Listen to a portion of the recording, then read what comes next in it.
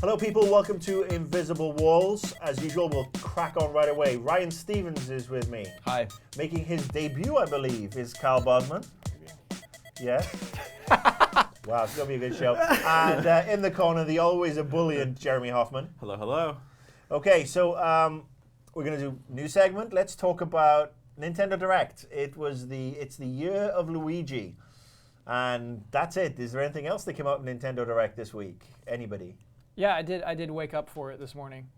Yeah, not very much at all. It was kind of a less interesting Nintendo Direct, certainly, than what we got last week, or last month, I guess. I think the coolest thing probably is Monster Hunter 3. You can save it on your 3DS and then play it on your Wii U. And a whole room full of people one person can play on Wii U while the other two play on their 3DSs.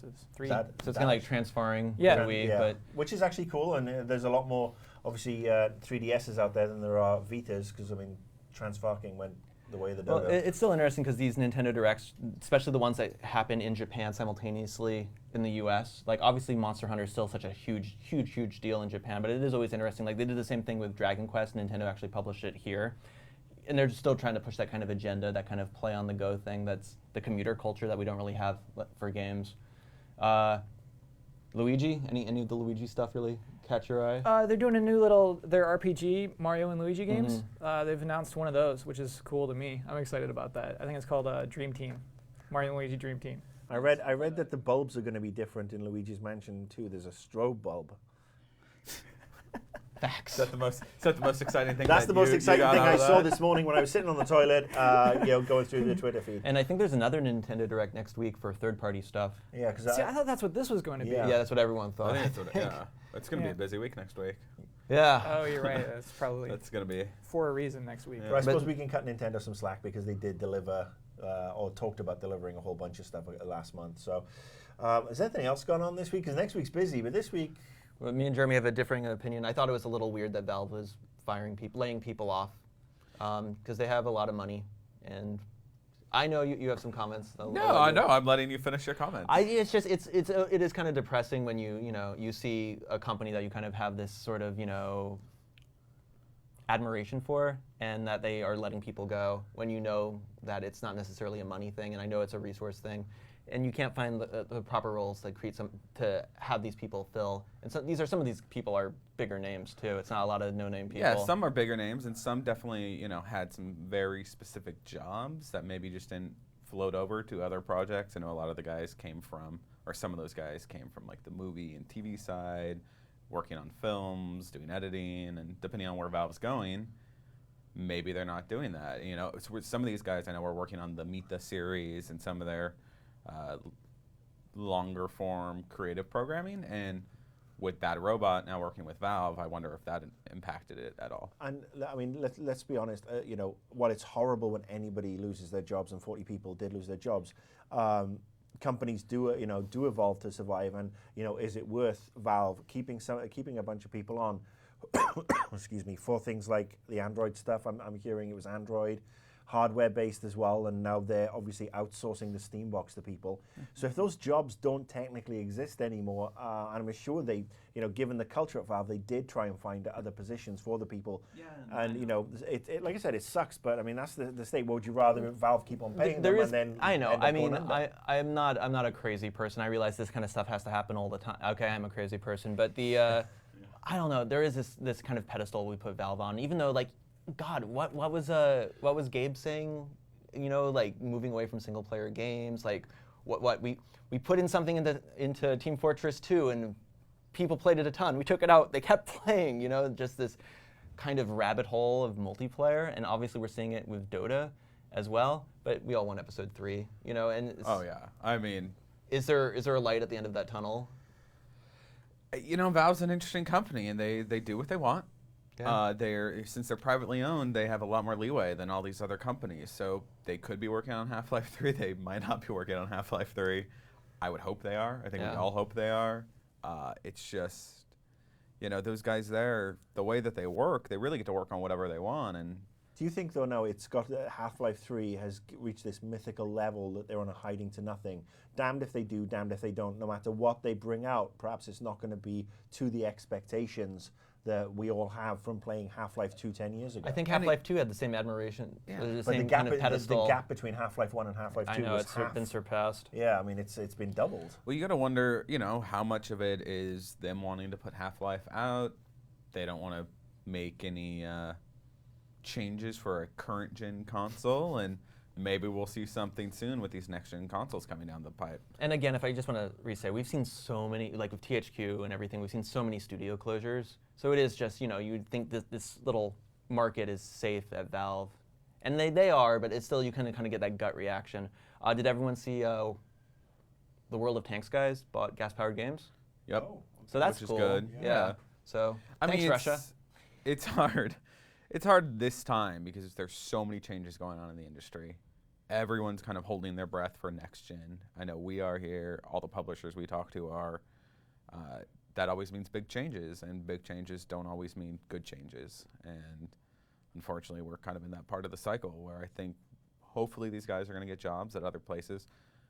They worked at Valve, so I imagine their resumes float to the top of every pile. So it's going to be it's that time when changes happen and businesses are worried. While you're talking about changes, I will use that to segue to Last of Us changing its release date. Great. See what I did there? Awesome. Moving it to the day after E3 finishes this year, 14th of June, I think it is, yeah? Yeah. You know what? Awesome. Yeah, Sounds great. I like no quibbles with it. I love those guys over there. The Naughty Dog guys always do great stuff, and if they say they need the extra time to make it work, that works for me. Sucks big balls for people in the games press. Oh, it totally does. But And Sony's done this before with they did it for Infamous, right? Infamous, Too. yeah. Well, I mean, but with Infamous, they did kind of hose everybody in that the review copies didn't hit in a timely manner. I've got to think that when we're talking about Naughty Dog, and we're talking about what is, without a doubt, the biggest PS3 release of the year, we will all have these review copies in our sweaty little paws at least 2 weeks beforehand. Yeah, Sony's usually pretty good at getting them in advance, but not always. So I don't know. They have to on this one because, let's face it, anything and everything is going to be buried E3 week, especially as we're going to be looking at next gen. But there's still the multiplayer still a mystery, and reviewing that aspect of games I won't go into that debacle, but I don't know. It could be annoying. I mean, the E3 is going to rock, though. The plus side, I mean, we're all going to be exhausted after E3, and it's nice that we're going to come home and we're going to have a great game to play. And we're going to have a great game to play in June, which is a rarity in itself because it certainly beats the shit out of the latest Disney Pixar offering or Transformers. You stay away from Disney Infinity. I'm so excited. I'm going to own No, I was talking about Brave last year. Oh, okay. Sorry. So, yeah, I think with the game being delayed, I actually wish it was a week later, only because of the problem with E3. Like, it's such a weird move to launch a new IP this late into a generation already. I know they're doing it with a great studio, but it's like we want those guys to succeed, and burying your review while E3 coverage is coming out is not going to be helpful. Do you think that is only an issue to us? Do you know what I mean? To people who are able to go to E3? Do you know? Do you think that like we're being really selfish? Yeah, totally. No, I think a lot of people are irked about it because obviously they want to start playing it early. But yeah, But I mean, it being part of the E3, the majesty of E3, I don't think that matters so much to people. I think people are going to see all the stuff coming out of E3, and then they get to go play an awesome game. It actually probably adds to the experience. I think there's probably going to be a couple of people who are going to see what's being announced and like counting their dollars, and maybe I'm not going to pick up Last of Us. Right. But I think it's more of just in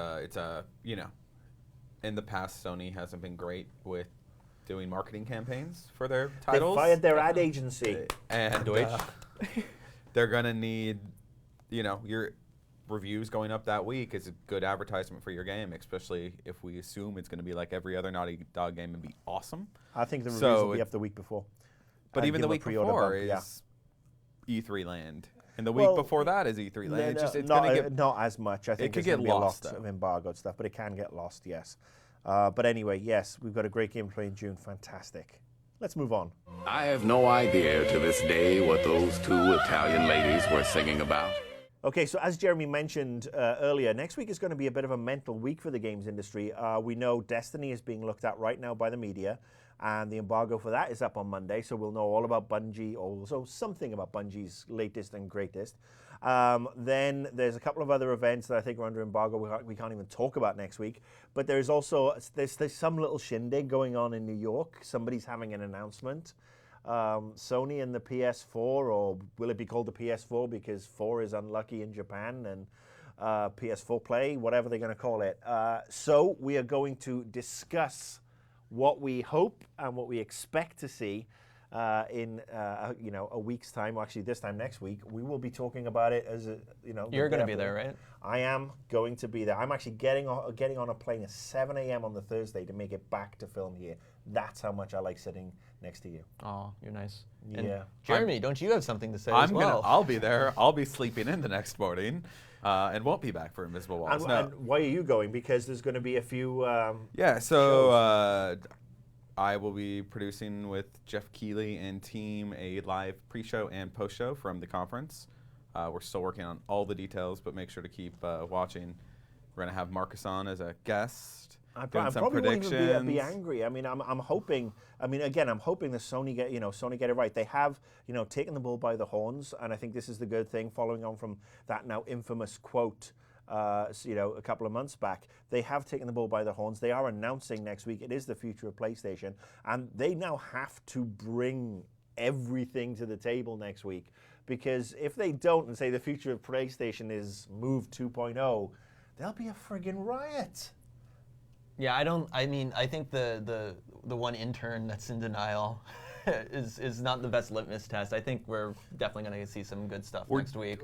I think we're definitely going to see the successor. Can we just call it the PlayStation 4 for this? We're going to see the PlayStation 4. Can we actually? I'd actually be super interested about the 4 being bad luck. I think Can it's we more of confirm a that? Chinese thing. Well, I mean, this is They what you know how we don't have 13s on elevators? Yeah. They don't have like 4s. They on won't let any elevators. movie go to number 4.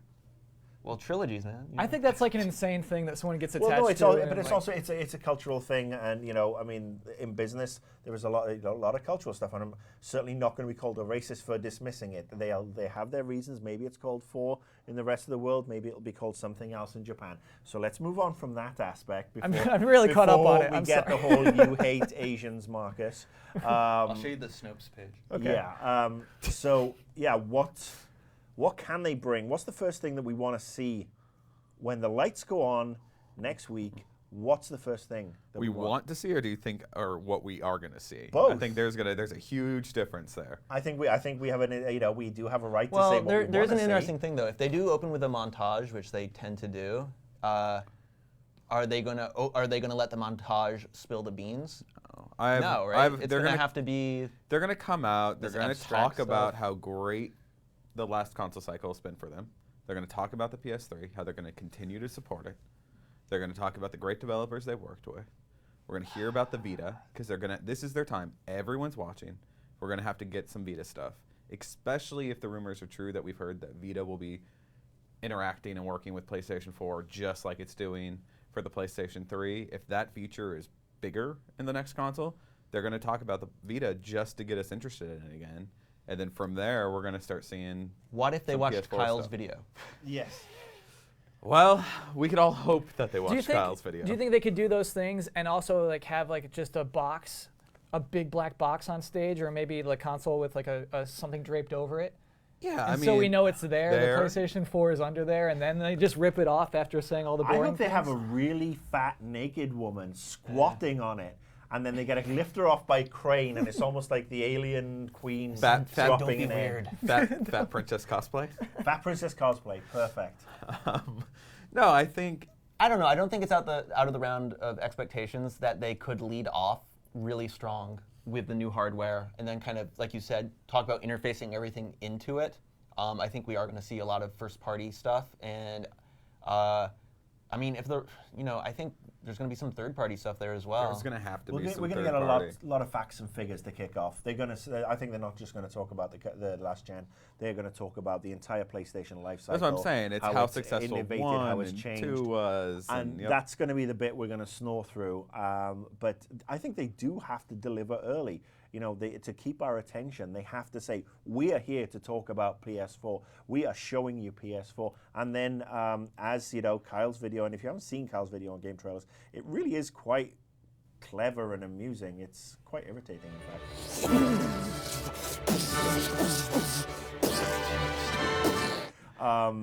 But you should check it out after you watch the show. But hit us with the stuff we want to see.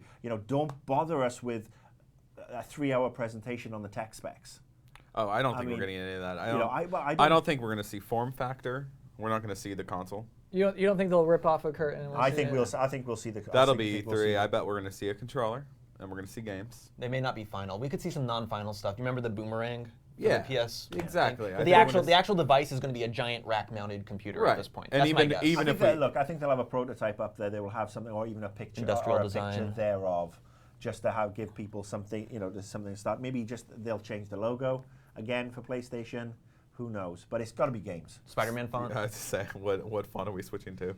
Avengers font this time. But yes, games. It has to be games. I definitely think that's why I'm saying we're not going to see. I don't think we're going to see form factor. I don't think we're going to hear price point. I don't think we're going to hear launch date. Well, I think we're going to hear launch window. Right. Is how far do the four of us think the PlayStation 4 is from launch? Because I think that does relate a lot to what they will show. What if the box is final.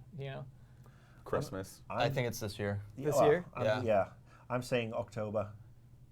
I mean, I would like to say, Wow. I would actually like to say earlier and say September, but I would like to see in October to give them a chance, because they're going to need time to flood the market. They're going to need time to, I'm sure we know the games are coming.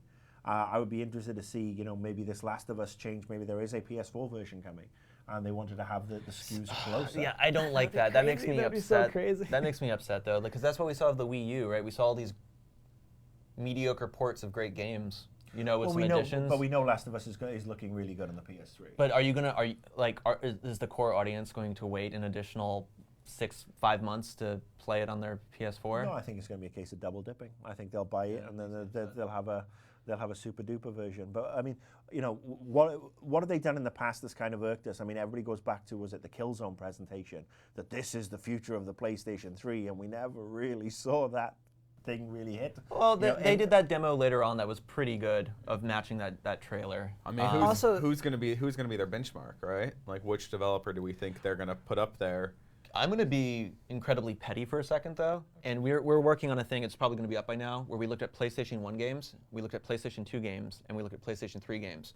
And the graphical fidelity, I realize graphics aren't everything, but I want to be on this hype train. I want to get excited about this new hardware, like a lot. I want to be like a kid on Christmas morning or Hanukkah.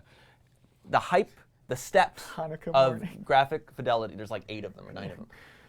I'm looking at the Unreal 4 tech engine stuff. I'm looking at Fox Engine. I know Fox Engine is technically current gen. I'm looking at Frostbite on Ultra on a $5,000 computer, and this CryEngine. This stuff all looks Agni's Philosophy, that Square thing. I can't remember the name of the engine.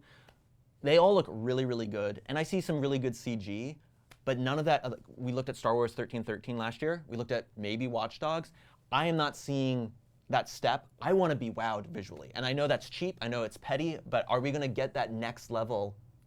Well, here. It's not cheap and petty, because everybody, at the end of the day, it's about gameplay. It is about gameplay. But graphics can help. The graphics, we do expect a visual leap. I mean, there's only so much you can do with the audio.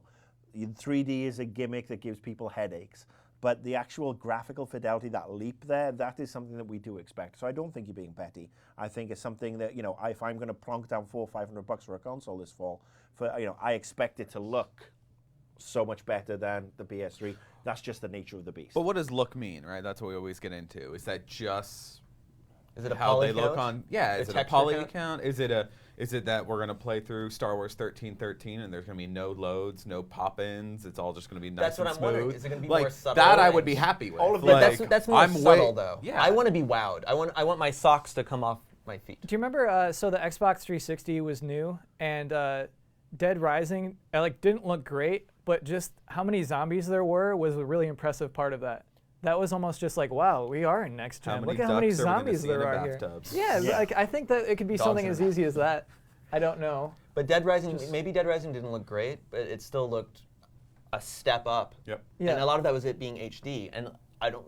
Let's not get into the 4K debacle, but no one's Oh, going to God, have no. TVs or notice that stuff. I mean, how are we going to go 240 frames a second if we don't have 4K TVs? Hack to the future.